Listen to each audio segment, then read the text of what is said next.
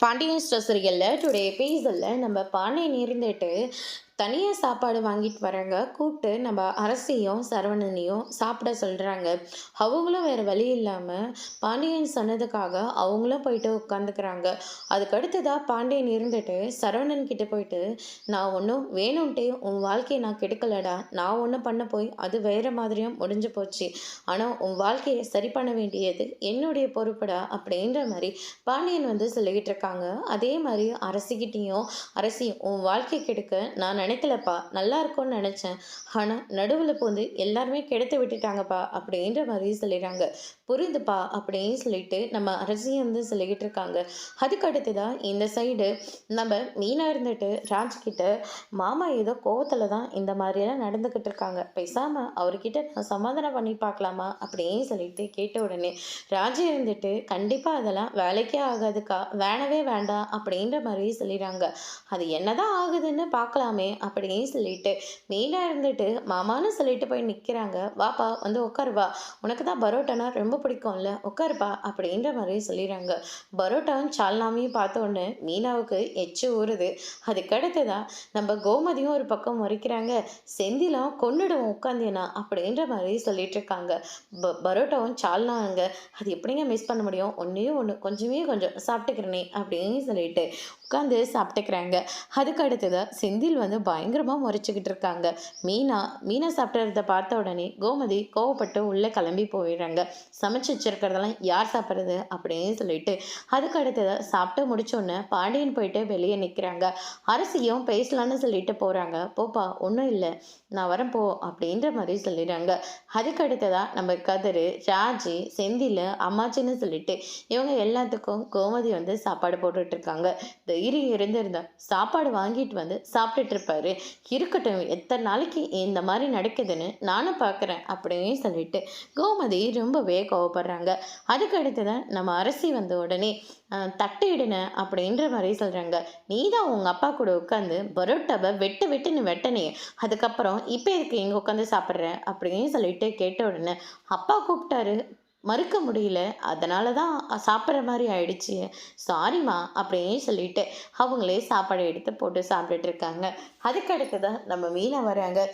நானும் இங்கே உட்காரலாமா, மரியாதையாக போயிடு, அவ்வளோ தூரம் சொல்லிக்கிட்டு இருக்கேன் உட்காந்து சாப்பிடாதன்னு சொல்லிட்டு உன்னை முதல்ல அவர் சாப்பிட கூப்பிட்டாரா, எதுக்காக நீயா போய் அங்கே கேட்ட அப்படின்னு சொல்லிட்டு கேட்ட உடனே, நான் வேற ஒரு விஷயமா மாமா கிட்ட போனால் அவர் டக்குன்னு சாப்பிடன்னு சொல்லிட்டாரு, நான் என்ன கனவாக கண்டேன், அது மட்டும் இல்லை பரோட்டாவையும் சால்னாவையும் பார்த்தோன்னே எச்சு ஊறிச்சு, வேறு வழி இல்லாமல் ரெண்டே ரெண்டு வாய் தான், கொஞ்சம் தான் சாப்பிட்டேன், வேறு ஒன்றுமே இல்லை அப்படின்ற மாதிரி சொல்லிடுறாங்க மீனா அதுக்கு அடுத்ததாக பார்த்தீங்கன்னா அம்மாச்சி இருந்துட்டு, மீனா பழக்க தெரிஞ்ச பிள்ளை, மாமனார் சொல்கிறதையும் தடுக்க முடியல, மாமியார் சாப்பாட்டையும் மறுக்காமல் இருக்க முடியல அப்படின்ற மாதிரி சொல்லிக்கிட்டு இருக்காங்க. இவங்க நம்மளை பாராட்டுறாங்களா இல்லை கோத்து விடுறாங்களான்னு தெரியலையே அப்படின்னு சொல்லிட்டு மீனா ஒரு பக்கம் கேட்கவும், டேய் நீ எதுக்கடா ரெண்டு மாதத்துக்குள்ளே பணத்தை ரிட்டர்ன் கொடுக்கறதா நீ சொன்ன, அத்தனை நாளைக்குள்ளே நம்மளால் பணத்தை கொடுக்க முடியுமா, வேறு வழி இல்லைன்னு நானே கொடுக்கணும்னு தான் நினச்சேன், ஆனால் அவரே டைமிங் கொடுத்துட்டாரு,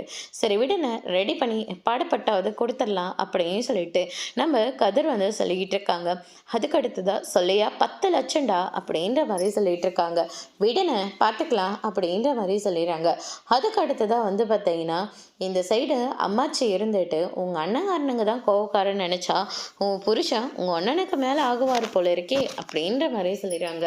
இவர் ஏதோ கோவத்தில் இருக்காரு, அதனால் இப்படியெல்லாம் பண்ணிக்கிட்டு இருக்காரு, மற்றபடியும் உன் பிள்ளைங்களோட என் புருஷனை எடை போடாத அப்படின்னு சொல்லிட்டு நம்ம கோமதி சொல்லிக்கிட்டு இருக்காங்க. சண்டை ஏன் போடுற, உன் புருஷனுக்காக வக்காலத்தை வாங்கிட்டு இருக்க அப்படின்னு சொல்லிட்டு காந்திமதி ஒரு பக்கம் சொல்லிக்கிட்டு இருக்காங்க. அதுக்கடுத்து தான் மீனாவும் செந்திலும் அவங்களோட வீட்டுக்கு போயிடுறாங்க. என்னங்க ஏதோ பலத்த யோசனையில் இருக்கீங்க போல இருக்கு, திடீர்னு 10 லட்சத்தை கேட்குறாரு, எப்படி கொடுக்க முடியும், அன்னைக்கே நான் என்ன சொன்னேன், லோன் போட்ட பணத்தை நாம் தான் அடிச்சுக்கிட்டு இருக்கோம், அதுக்கு பேசாமல் அவரோட பணத்தை ரிட்டர்ன் பண்ணிடலாம்ல, அதில் தான் சில பிளானெல்லாம் போட்டு வச்சுருக்கான், உங்கள் பிளானெல்லாம் ஒரு பக்கம் ஒதுக்கி வச்சுட்டு செலவு பண்ண காசை மட்டும் எப்படியாவது சேர்த்தி அவர்கிட்ட கொடுக்குற வழியை பாருங்க அப்படின்ற மாதிரி மீனை சொல்லிடுறாங்க. அதுக்கடுத்ததா 10 லட்சம் 10 லட்சம் தான், அதுக்காக என்ன பண்ண முடியும் அப்படின்ற மாதிரி பேசாமல் நம்ம அந்த வீட்டுக்கே போகாமல் இருந்தால் அவரும் காசை மறந்துடுவார்ல. யார் உங்கள் அப்பா காசை மறக்கிறவர், நீங்கள் தாங்க அப்படியெல்லாம் நினைக்கணும் அப்படின்ற மாதிரி மீனா வந்து சொல்லிடுறாங்க. அதுக்கு அடுத்த நாள் காலையில் நம்ம அம்மாச்சி வெளியே உட்காந்துக்கிட்டு இருக்காங்க. அரசி வாசல் பெருக்கிறதுக்காக வெளியே வராங்க. சக்திவேலும் வராரு. வந்த உடனே பார்த்தீங்கன்னா, நான் ஏதோ என் மருமகளுங்க வருவாங்கன்னு பார்த்தா இவன் வந்து நிற்கிறான் அப்படின்ற மாதிரி சொல்லிக்கிட்டு இருக்காங்க. என்ன உன் மக வீட்லேயும் உன்னை அடித்து வெளியே துரத்திட்டாங்களா? வெளியே உட்காந்துக்கிட்டு வெத்தலை போட்டுட்டு உட்காந்துக்கிட்டு இருக்க வேண்டிய இடத்துல இருந்தால் மட்டும்தான் நமக்கு எல்லாமே மரியாதை கிடைக்கும். நான் ஒன்றும் அந்த வீட்டை விட்டு வெளியே போகிறேன்னு சொல்லலையே, நீ தான் தரன்னு கூட்டிகிட்டு வந்து வெளியே விட்ட. நீ எல்லாம் மரியாதை பற்றி பேசலாமா அப்படின்ற மாதிரி சொல்லிடுறாங்க. அதுக்கு அடுத்தது வந்து பார்த்தீங்கன்னா, வாக்கிங் போகலாம் தானே போனேன், போய் உன் வேலையை பாரு. எங்கள் அம்மாச்சி இந்த வீட்டில் ரொம்ப சந்தோஷமாக தான் இருக்காங்க. தேவையில்லாமல் என் அம்மாச்சியை பற்றி பேசுகிற வேலையோ இல்லை எங்கள் வீட்டை பற்றி பேசுகிற வேலையோ வச்சுக்காதீங்க அப்படின்னு சொல்லிட்டு அரசி வந்து ஒரு பக்கம் சொல்லிடுறாங்க. அதுக்கு அடுத்து தான் நம்ம குமரவேல் வந்து நிற்கிறாரு. இந்தாங்க அம்மாச்சி, சுட சுட வடை போட்டுட்டு இருந்தாங்க, உங்களுக்காக வாங்கிட்டு வந்தேன். ஓ, வடை சூப்பராக இருக்குடா அப்படின்னு மாதிரி சொல்லிட்டு இருக்காங்க. சூடாக சாப்பிடுங்க அம்மாச்சி, நீங்களும் சாப்பிட்டுட்டு பக்கத்தில் இருக்கிறவங்களுக்கும் கொஞ்சம் கொடுங்க அப்படின்ற மாதிரி சொல்லிட்டு நம்ம குமரவேலு அங்கேருந்து வராங்க. என்னடா உன் அம்மாச்சிக்கு வடை வாங்கிட்டு போய் கொடுக்குறியா? உனக்கு கல்யாணமே ஆகக்கூடாதுன்னு கங்கனை கட்டிட்டு இருக்கிறவங்களுக்கு நீ ஒவ்வொன்றும் பார்த்து பார்த்து பண்ணிக்கிட்டு இருக்க அப்படின்ற மாதிரி சொல்லிடுறாங்க. அதுக்கடுத்து தான் நம்ம அரசு இருந்துட்டு ஏதோ சோத்துக்கே வழி இல்லாத மாதிரி உங்களை பற்றி பேசிட்டு போறாரு. எங்க அம்மா கிட்ட கேட்டா கிலோ கணக்குல வடையை சுட்டு கொடுக்கும். என் அப்பா என் அண்ணனுங்க கிட்ட சொன்னா அவங்களும் அதே மாதிரி தான் செய்வாங்க. இவர் கொடுக்குற வடையெல்லாம் நீங்க எதுக்காக சாப்பிட்றீங்க? என்னதான் இருந்தாலையும் அவனே என்னுடைய பேரன் தானே, நீ கொஞ்சம் சாப்பிடு, எனக்கெல்லாம் ஒன்றும் வேண்டாப்பா அப்படின்ற மாதிரி சொல்லிடுறாங்க. அதோட இன்னைக்கான எபிசோட் முடிச்சிருக்காங்க. இனி பாண்டியன் ஸ்டோர்ல அடுத்தடுத்து என்னெல்லாம் நடக்க போகுதுன்றதை வெயிட் பண்ணி பார்க்கலாம். தேங்க்யூ.